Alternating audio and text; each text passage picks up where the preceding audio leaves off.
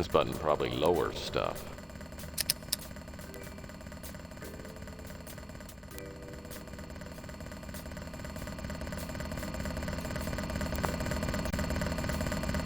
The slots on the trolley are lined up with the ring on top of Malloy's crate.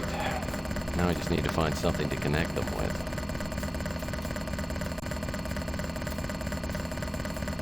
Well, the hook appears ready for action.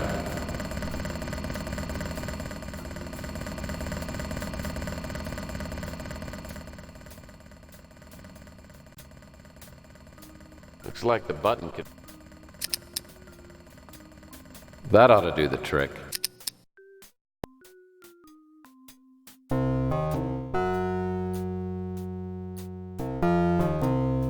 Looks like something fell out of Malloy's crate.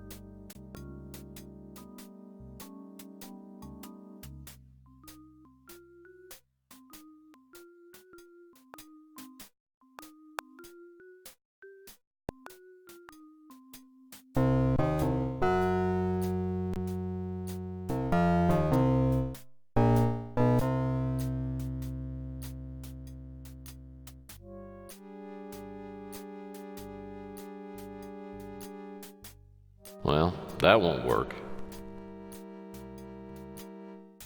My new vid phone is essential to my business. Thank goodness it's easy to operate.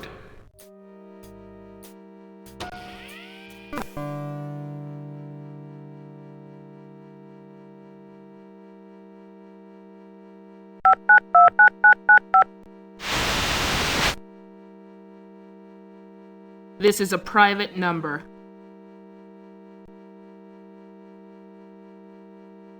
Yeah, I know. This is Lucia Purnell, isn't it? Yeah, I'm Purnell. Who are you? My name's Murphy. I'm a PI, and I'm investigating a case you covered in the Bay City Mirror. The Black Arrow Killer. Yeah? So are 1,000 other people. What makes you so special? I've got a note that might be from the Black Arrow Killer. Okay, let's meet. I can tell you whether it's the real thing or not.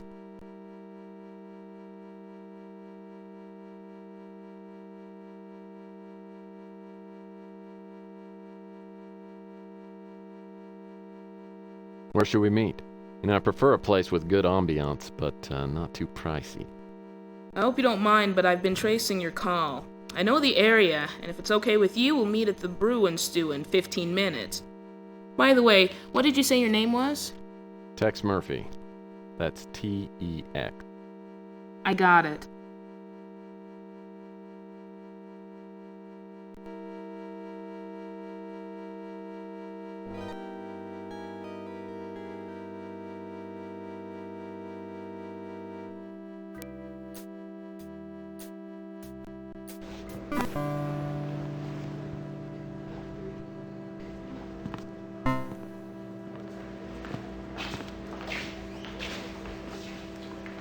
Well, I hope I didn't take you away from anything important. Nah, just a fight with my editor. Can't even remember what we argued about. Well, don't worry, because I'm not here to start a fight. Truth is, I piss people off, usually the wrong people. Well, at least we got that in common. Good. Now, you said you had a note? Yeah.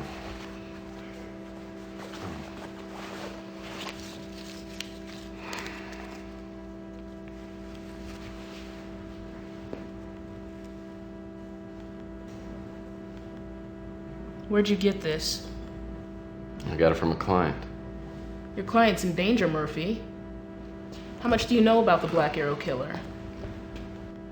Killed a few people in the Southwest a couple of years ago, and then a girl around here got killed recently. You know, Malden might know more than he's letting on. Then again, he might not. Of course, if he did, I doubt he'd tell you. He's not that stupid. I'm not so sure about that. Look, why don't you fill me in on a few details, and then I can be certain. It's a long story. Come on over to the booth and hear me.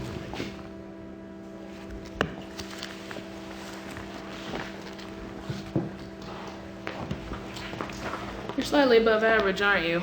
Yeah, and many things. Well, we'll just have to cut you down to size, won't we?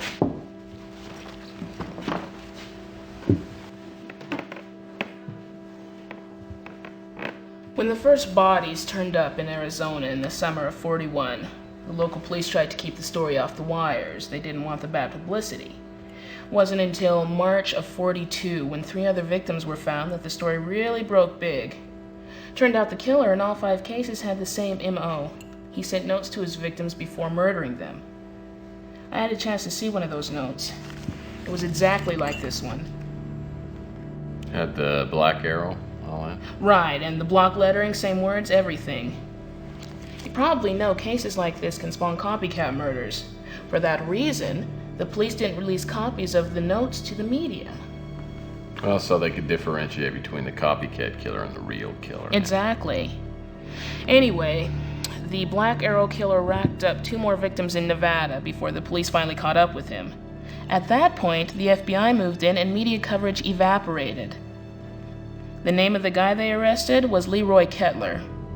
The night they booked him, he hung himself in his cell with a shoelace. Funny thing is, he was wearing cowboy boots. Now that's a little hard to explain. After things cooled off, I went down there and interviewed a few people, including an inmate who told me that 2 men in suits went to Kettler's cell the night before he hung himself.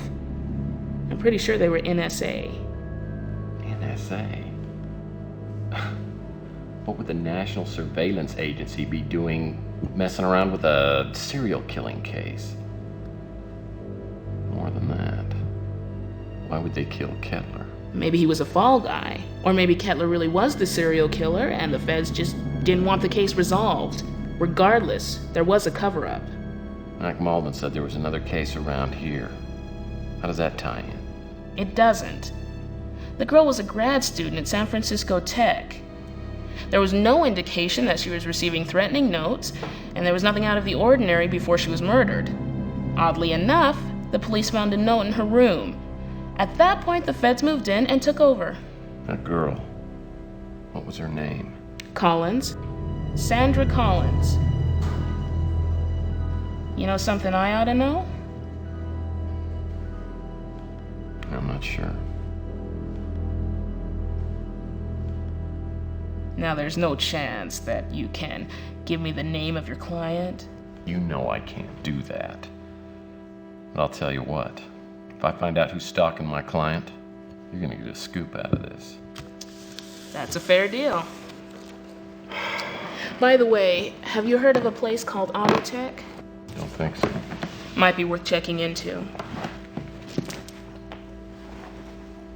Oh, and Murphy, one more thing. When I was following this story in Nevada, I met a guy just like you, a PI. He asked a lot of questions, too. A week later, he had a tag on his toe. Suicide, I think.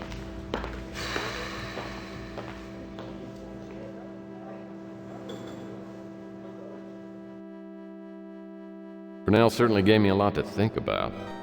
What's the common denominator between Fitzpatrick, Malloy, Kettler, and this young woman, Sandra Collins? Too few details, too many implications. Bottom line is, whoever sent the note to Emily's for real, and she's in danger. Brunel mentioned a place called Autotech. Maybe that's a place to start.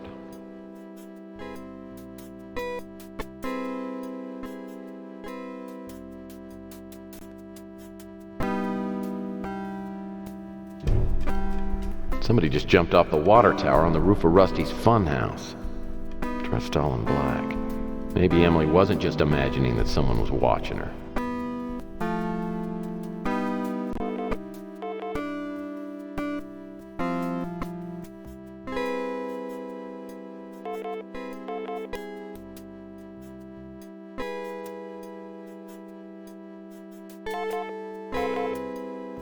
My new vid phone is essential to my business. Hi, Tex. I just called to say that I'm off to Phoenix. I'm really sorry about the way I've been over the past few days. I guess I'm just having a hard time deciding on what I want right now. I'm going to take a break for a while, and I guess I'm going to try to figure out what's best for me. I'll give you a call soon and let you know how things are going. Bye.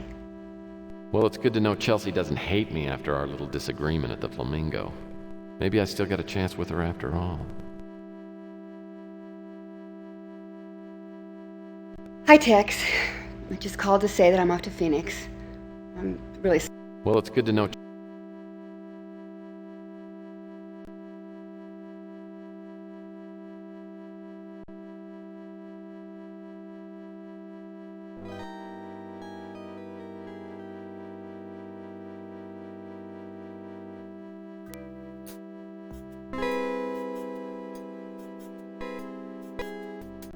Did you find out anything else about that note you brought in here?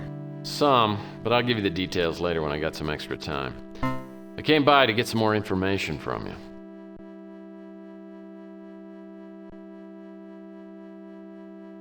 We wanted to search the entire premises, but it took us forever to find a way up to the roof. Turns out there's a secret room with a ladder and a trap door.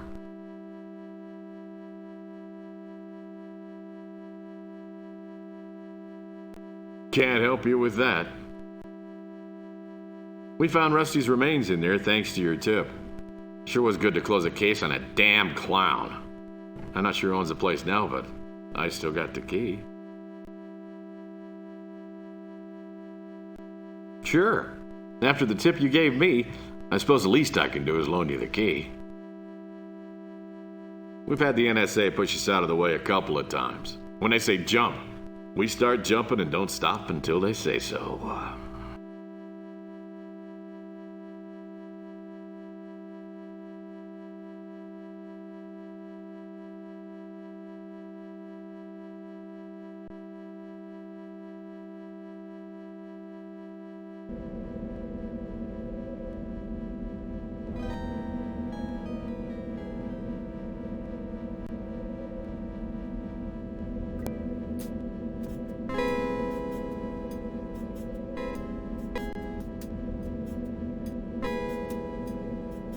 Well, Mac gave me the key to open the cop lock, but he didn't tell me how to deactivate it. Oh well. I'll just have to figure it out. The 4 nodes on the left have to link up with the 4 nodes on the right. The connections can't intersect or the cop lock resets.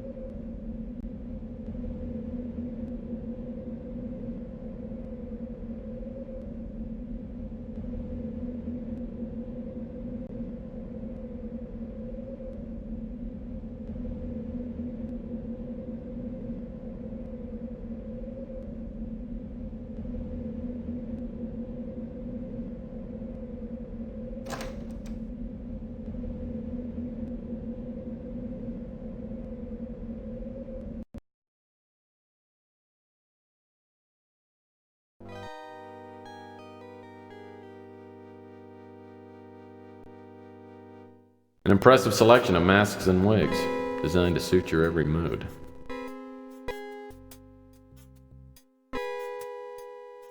Looks like some local hooligans have been in here.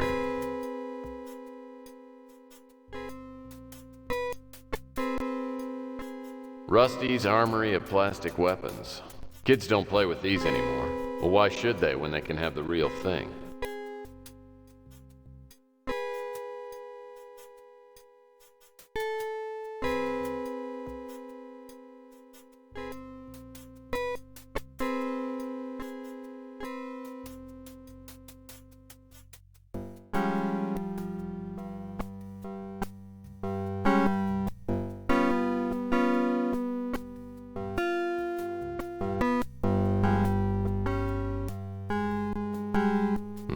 Empty cardboard box.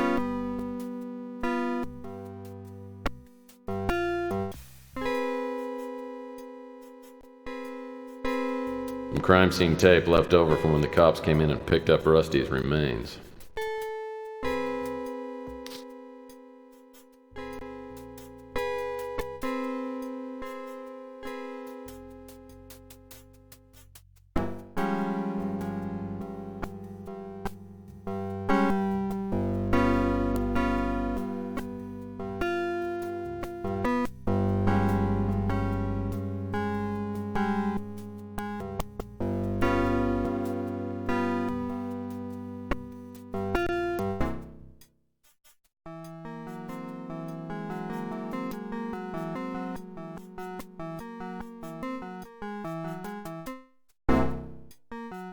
An impressive selection of masks.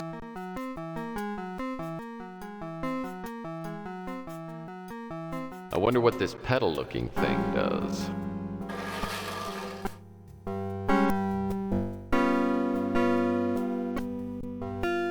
Right about the time Grandpa started wearing Huggies, I used to switch one of these for his real dentures. A lot of good memories here. It's an old newspaper with Mac Malden named Policeman of the Week. Must have been a real slow week at the precinct.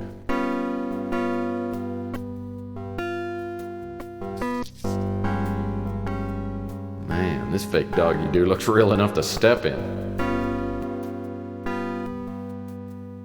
Man, this fake stuff looks so real.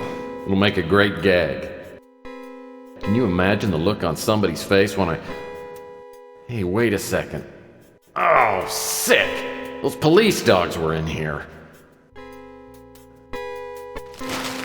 Sorry, Mac, but first things first.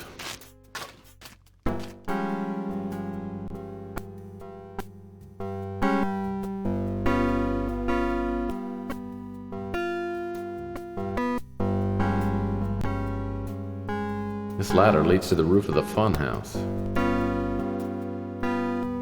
There's a door built into these bricks.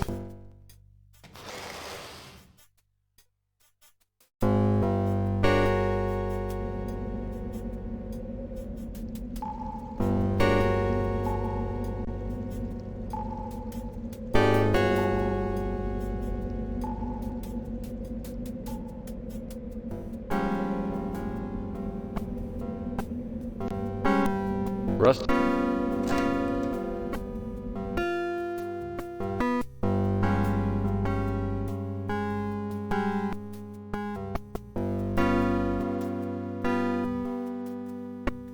This ladder.